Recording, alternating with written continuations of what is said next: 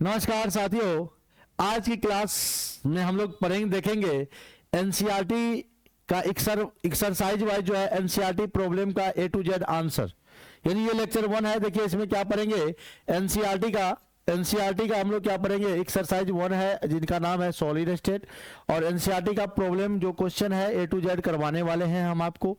पूरा ध्यान से समझिएगा कि आपको कैसे इसको लिखना है। सबसे पहले क्वेश्चन है ठोस कठोर क्यों होते हैं। Why solids are rigid? ठोस कठोर क्यों होते?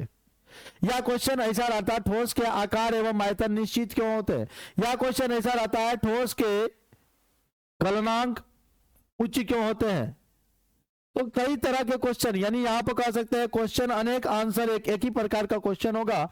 आइए हम समझाते हैं कि वो कैसे होगा।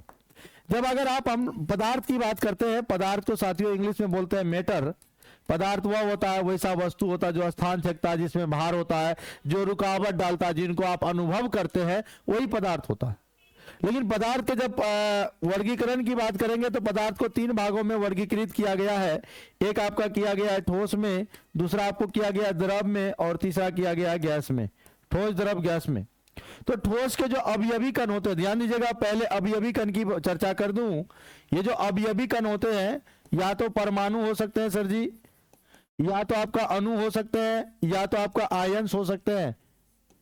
परमाणु माने जैसे हाइड्रोजन अकेला हो, जो अकेला रहेगा उसको बोलेंगे अवयवी कण, यानी परमाणु है। जैसे H2, अब ये अकेला नहीं रहा, ये H2O अकेला नहीं रहा, तो ये अणु में आ जाता है। और आयंस आप तो जानते ही हैं, 2 प्रकार के, एक प्लस वाला, दूसरा माइनस वाला। प्लस वाला को आप धनायन बोलते हैं, माइनस वाला को ऋणायन बोलते हैं। ठीक है बच्चा।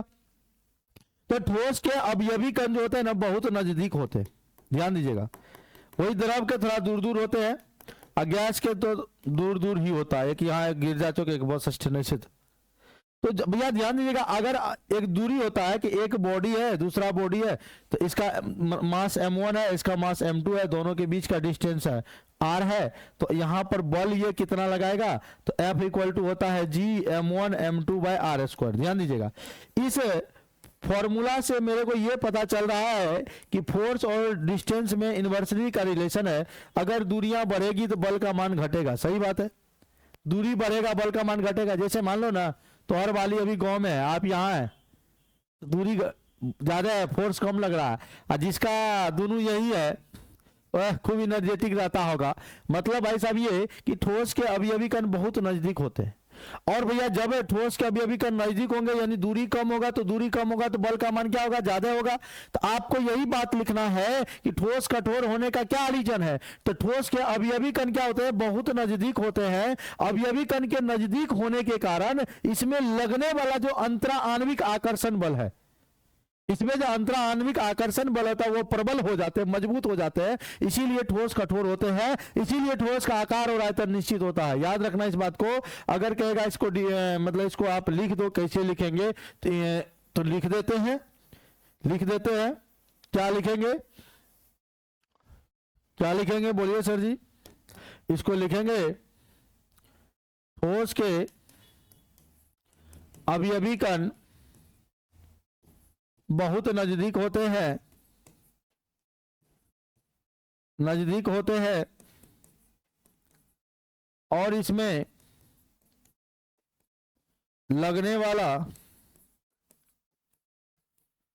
अंतरा आणविक आकर्षण बल प्रबल होते हैं। याद रखिएगा, इसीलिए ठोस कठोर होते हैं। इस तरह से दे दिया, और यहां पर एक बल दे देंगे F बराबर inversely proportional to radius distance between them. इस बढ़ेगा, ये घटेगा। तो अभी तो एक क्वेश्चन को हम डील किया है, इसी तरह हम आपको पूरा क्वेश्चन का एनसीईआरटी का डील करेंगे। लेकिन जरूर बताइएगा कमेंट में कि कैसा लगा वीडियो। अगर इस तरह का एक्सप्लेनेशन आप चाहते हैं तो जरूर एकदम कमेंट करिएगा, तब मैं आपको लगातार इस पर हम एक्सरसाइज का वीडियो बना दूंगा। धन्यवाद।